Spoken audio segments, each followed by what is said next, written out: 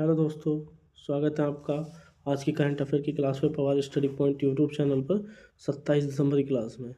आपका जो current affair के क्वेश्चन है, जो भी क्वेश्चन बनते हैं, मैं आपको सभी बताऊंगा और उनके बारे में थोड़ा थोड़ा फैक्ट भी बताऊंगा ताकि आने वाले क्वेश्चन आपसे बच ना पाए। ठीक है, तो इस यूट्यूब चैनल पर करंट अफेयर करवाई जाती है।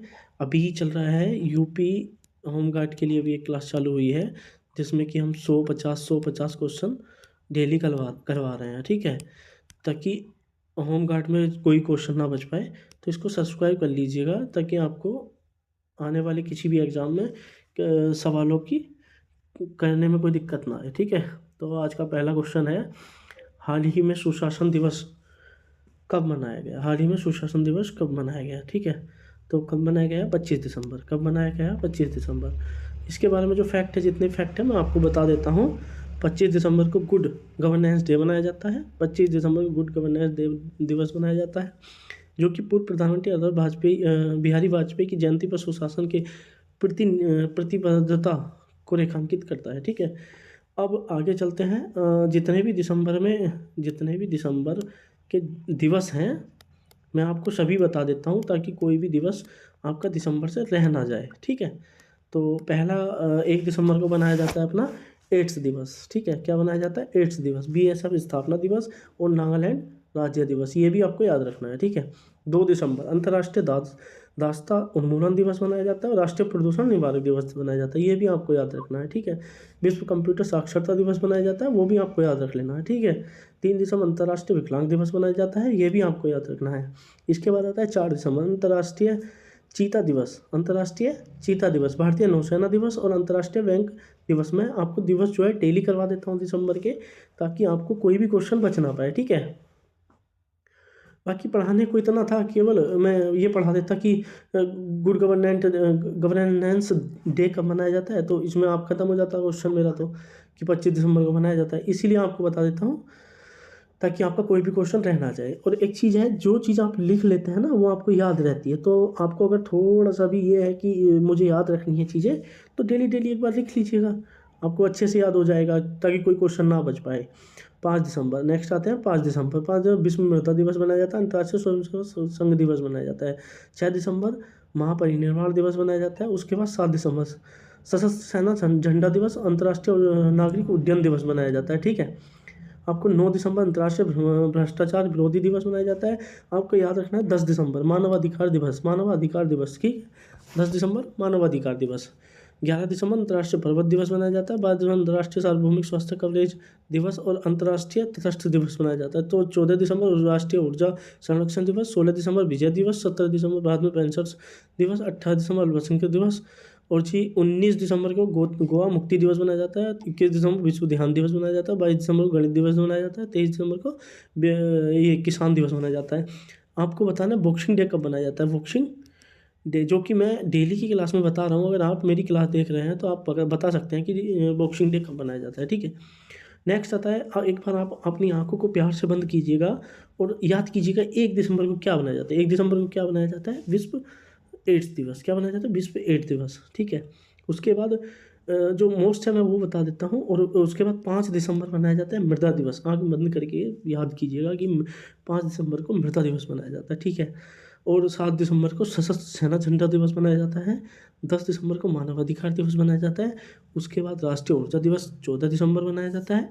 किसान दिवस कब मनाया जाता है ये याद रखिएगा, 23 दिसंबर को। ठीक है, बॉक्सिंग डे आपको बताना है, ये होमवर्क के लिए है, कमेंट करके आप बताएंगे। ठीक है, आगे चलते हैं नेक्स्ट क्वेश्चन की तरफ।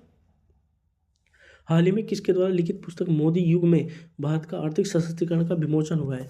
किसके द्वारा हुआ है आर्थिक सशक्तिकरण का? मोदी युग में आर्थिक सशक्तिकरण का विमोचन हुआ है। कब कब का है ये? कब का है ये विमोचन हुआ है? जो ये लिखित पुस्तक है, मोदी युग में भारत का आर्थिक सशक्तिकरण, किसने किया है? मोदी युग में भारत का आर्थिक सशक्तिकरण डॉक्टर सिकंदर कुमार ने। ऑप्शन सी राइट आंसर हो जाएगा। ऑप्शन सी राइट आंसर हो जाएगा। ठीक है, नेक्स्ट पे चलते हैं। इसका जो फैक्ट है थोड़ी थोड़ी वो देख लेते हैं। फैक्ट जो है, इस फैक्ट जो है इसलिए ज़रूरी है ताकि इससे रिलेटेड कोई भी क्वेश्चन, ये तो बन गया, कोई दिक्कत नहीं है। इसके अलावा जो भी क्वेश्चन बनने वाला है हमारे प्रश्न पत्र में, उसको हम गलत ना करके आए। मैं ये नहीं कह रहा हूँ कि एक एग्जाम के लिए, किसी भी एग्जाम में जिसमें भी करंट अफेयर आएगी उसमें कोई दिक्कत ना आए, ठीक है। ये जो करंट अफेयर है यूपीपी के लिए भी मोस्ट है, यूपीपी होमगार्ड के लिए भी मोस्ट है, ठीक है। वन डे एग्ज़ाम जितने भी क्वेश्चन बनेंगे करंट अफेयर के, उनके लिए, सबके लिए मेरी क्लास, या ये क्लास इस यूट्यूब चैनल पर जो क्लास हो रही है पवार स्टडी पॉइंट पर, वो सभी मोस्ट है। एक चीज़ ध्यान रखिएगा, जो भी आप लिखते हैं उसको बहुत अच्छे से याद हो जाता है आपको, जो भी आप लिखते हैं वो अच्छे से याद हो पाता है। तो हम इसका फैक्ट देख लेते हैं। सीपी राधाकृष्णन ने सनातन संस्कृति की अटल दृष्टि नामक एक पुस्तक का अनावरण किया है। किसका किया है? सनातन संस्कृति की अटल दृष्टि की पुस्तक का अनावरण किया सीपी राधाकृष्णन ने। किसने? सीपी राधाकृष्णन ने। आगे चलते हैं। शिखर धवन की आत्मकथा the one cricket my life and more किसने किया? शिखर धवन की आत्मकथा है, इसका विमोचन हुआ है। ऋचा शर्मा के द्वारा लिखित उपन्यास फाइंडिंग होम अगेन का विमोचन हुआ है। वर्जिश देसाई के द्वारा लिखित पुस्तक मोदी का मिशन का विमोचन हुआ है। मोदी मिशन का विमोचन हुआ है। द ब्रह्मास्त्र अनसील्ड नामक पुस्तक डी शिवानंद के द्वारा लिखी गई है, ठीक है। CDS जनरल अनिल चौहान के द्वारा लिखित पुस्तक ready relevant and resurgent second का विमोचन हुआ है। आगे देखते हैं। MJ अकबर के द्वारा लिखित पुस्तक आफ्टर मी चॉइस का विमोचन हुआ है।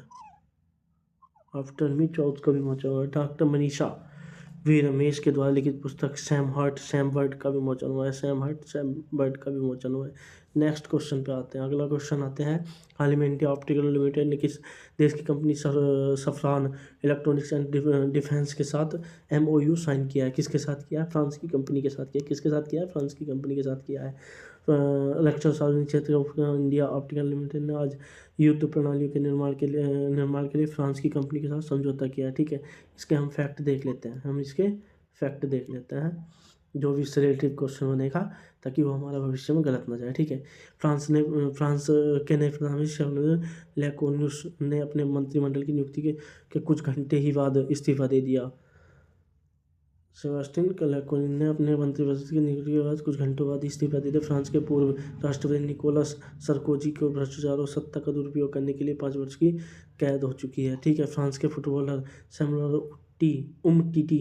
उमटीटी ने 31 वर्ष की उम्र में फुटबॉल संन्यास ले लिया है, ठीक है। फ्रांस की फिलिस्तीन को राज्य के रूप में माना गया है। फ्रांस ने फिलिस्तीन को राज्य के रूप में मान्यता दे दी है। भारत ने अगली पीढ़ी के लड़ाकू विमान के लिए जेट इंजन बनाने के लिए फ्रांस की कंपनी सफरान के साथ साझेदारी कर ली है। ये भी मोस्ट है। किसके साथ साझेदारी? सफरान के साथ। फ्रांस ने फिलिस्तीन को स्वतंत्र देश के रूप में मान्यता दे दी। फ्रांस ने फिलिस्तीन को स्वतंत्र देश के रूप में यहाँ मान्यता दे दी गई है, ठीक है। नेक्स्ट क्वेश्चन पे आते हैं। हाल ही में प्रधानमंत्री मोदी ने कहा राष्ट्रीय प्रेरणा स्थल का उद्घाटन किया। हाल ही में प्रधानमंत्री ने कहाँ पर राष्ट्रीय स्थल का उद्घाटन किया? कहाँ पर किया है? ये कहाँ पर किया? लखनऊ में। कहाँ पर किया है? लखनऊ में। कहाँ किया है? लखनऊ में किया है, ठीक है। नेक्स्ट क्वेश्चन, इसके बारे में थोड़ा सा फैक्ट देख लेते हैं। कब किया है? 25 जनवरी में प्रधानमंत्री लखनऊ में राष्ट्रीय प्रेरणा स्थल का इनॉग्रेशन किया है उन्होंने। 25 जनवरी को 25 जनवरी को, अच्छा। उन्होंने जनसंख्या स्थापना डॉक्टर श्यामा प्रसाद मुखर्जी, दीनदयाल उपाध्याय, अटल बिहारी वाजपेयी की मूर्ति का उद्घाटन किया है।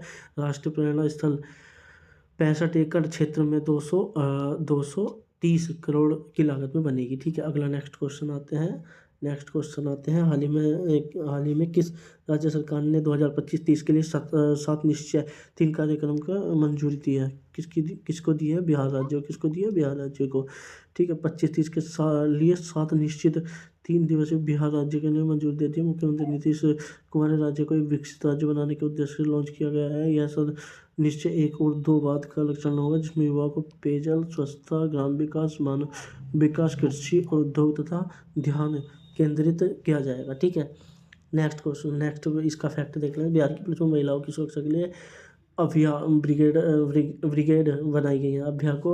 अभ्या को ब्रिगेड बनाया गया है। ठीक है, और इसमें आता है बिहार की गोगाबाई झील, भारत की 94 रामसर, बिहार की जो गोगाबाई झील है वो 94 रामसर साइट बन चुकी है।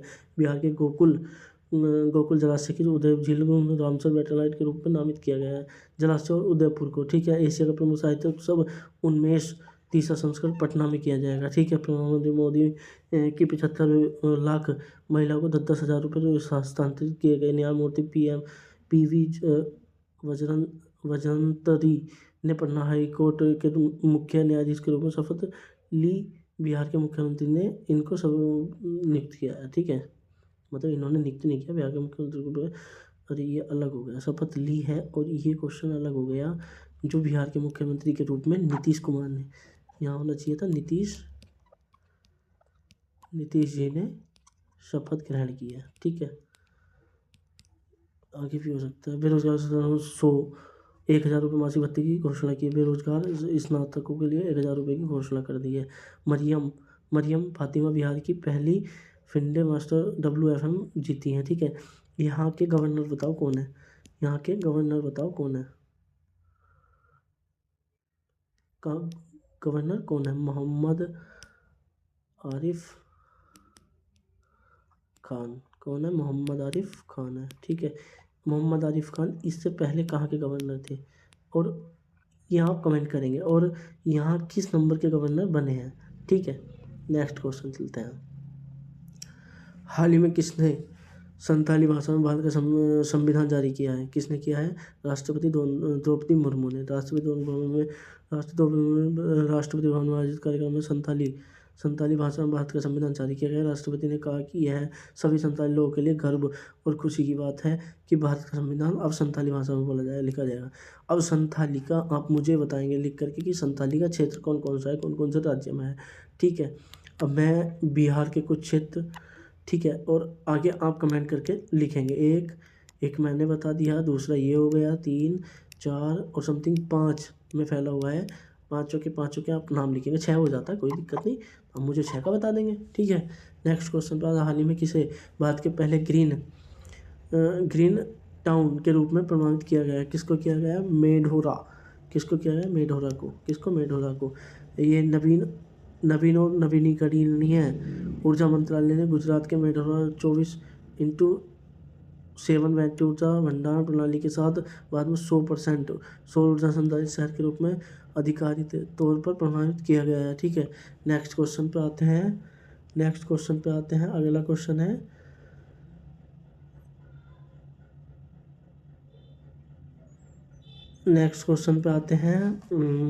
हाल ही में भ्रष्टाचार के खिलाफ संयुक्त राष्ट्र कन्वेंशन के सदस्य देशों का 11वां सम्मेलन किस देश में आयोजित किया गया है? किस देश में आयोजित किया गया है? ठीक है, किस देश में आयोजित किया गया है? कतर में। किस देश में किया गया है? कतर में। ठीक है, नेक्स्ट क्वेश्चन पे आते हैं। कतर के बारे में थोड़ा सा देख लेते हैं एक बार। कतर की कैपिटल क्या है? कतर की कैपिटल क्या है? दोहा। कतर की कैपिटल क्या है? दोहा। यहाँ की करेंसी क्या है? कतरी रियाल है। ठीक है, और यहाँ के जो प्राइम मिनिस्टर PM को आप लिख के कमेंट में करेंगे। ठीक है, यहाँ के जो PM है वो आप लिख करके कमेंट करेंगे। ठीक है, नेक्स्ट क्वेश्चन आता है अपना। हाल ही में किस IIT ने इला नामक AI एजेंट विकसित किया है? ये किया है? IIT दिल्ली ने। ठीक है, इला नामक AI एजेंट विकसित किया है। ठीक है, इसके बारे में थोड़ा सा फैक्ट पढ़ लेते हैं। IIT दिल्ली में टीम में AILA नामक एक AI लैब असिस्टेंट विकसित की है जो जटिल लैब उपकरणों पर खुद प्रयोग कर सकता है। ठीक है, India AI mission IIT Madras के साथ मिलकर चेन्नई ने ग्लोबल इन्वेक्शन का आयोजन किया है। ठीक है, और जी IIT भिलाई ने इमारतों का तापमान स्वतः नियंत्रित करने के लिए स्मार्ट पॉलीमर जेल को विकसित किया है। दूरसंचार नवाचार को बढ़ावा देने के लिए C. ने IIT गांधीनगर के साथ साझेदारी की है। IIT गुवाहाटी के पूर्वोत्तर विज्ञान एवं प्रौद्योगिकी क्लस्टर का शुभारंभ हुआ है। ठीक है, IIT कानपुर के मुख्य चुनाव आयुक्त ज्ञानी प्रसाद कुमार को सम्मानित किया गया है। ठीक है, देख रहे हो। आगे चलते हैं। एनसीईआरटी ने एडटेक और अनुसंधान बढ़ावा हेतु, हाँ ये मुख्य चुनाव आयुक्त ज्ञानेश्वर कुमार।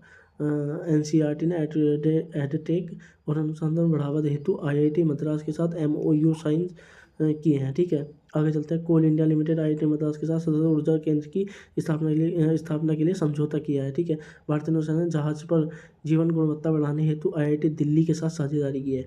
आगे चलते हैं नेक्स्ट क्वेश्चन पर। हाल ही में आकाश क्या है? हाल ही में आकाश नेक्स्ट जनरेशन आकाश NG मिसाइल सिस्टम का सफल ट्रायल किया गया है, ठीक है। सफल ट्रायल किया गया है, कहाँ किया गया है ये मुझे आप बताएंगे, एक सेकेंड। कहाँ किया गया? ये किया गया ये चांदीपुर, कहाँ का है? उड़ीसा का। कहाँ का है? उड़ीसा कहाँ है? उड़ीसा के बारे में थोड़ा सा आपको खुद देखना पड़ेगा, एक बार देख लेंगे तो उसकी कैपिटल, उसके CM और बस ये आप याद कर लेंगे, उसकी थोड़ी सी लोकेशन, ठीक है। मैं बता देता हूँ, आप खुद करिएगा। एक थोड़ा सा आप खोजते हैं और लिखते हैं ना, तो आप ज़्यादा याद कर पाते हैं उन चीज़ों को, ठीक है। नेक्स्ट क्वेश्चन पे चलते हैं। हाल ही में मनोहर लाल शर्मा का निधन हुआ, वे क्या थे? मनोहर लाल शर्मा अधिवक्ता थे।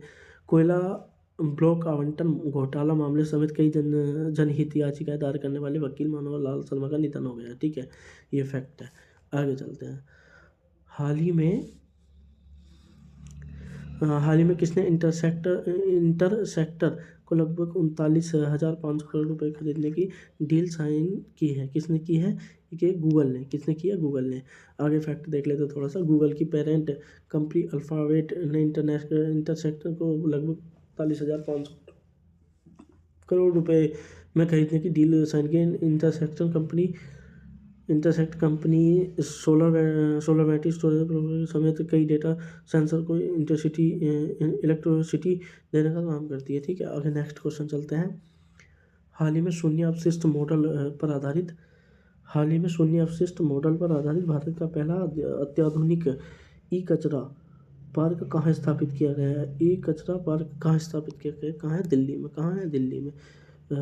ये है भारत का पहला अत्याधुनिक कचरा ई पार्क, दिल्ली का होलंबी कला में स्थापित की, जिसे वैज्ञानिक तरीके से ई कचरे का प्रबंधन करना, अर्थव्यवस्था को बढ़ावा देना। यह प्रोबेबली PP रूप में है, ठीक है। मॉडल पर आधारित है। इसमें प्रतिदिन 51,000 टन कचरे का प्रबंधन किया जाएगा, ठीक है। नेक्स्ट क्वेश्चन पे चलते हैं। अगला क्वेश्चन है। हाल ही में भारत के सर्वोच्च विज्ञान पुरस्कार भारत विज्ञान रत्न के से सम्मानित किसी को किया गया है? ये इसका ऑप्शन है जयंत विष्णु नारिलकर, ठीक है। प्रधानमंत्री में इथोपिया का सर्वोच्च सम्मान मिला है। द ग्रेट ऑनर निशान ऑफ इथोपिया मिला है। CRPF दिनेश खट्टक को गृह मंत्री का दक्षता पदक मिला है। नैना कालू को टर्नर प्राइज जीता है। दिव्यांग संस्कृति नवाचार के लिए प्रतीक माधव को राष्ट्रीय व्यक्तिगत उत्कृष्टता पुरस्कार से सम्मानित किया है। होराइजन अवार्ड मिला AM आलिया भट्ट को।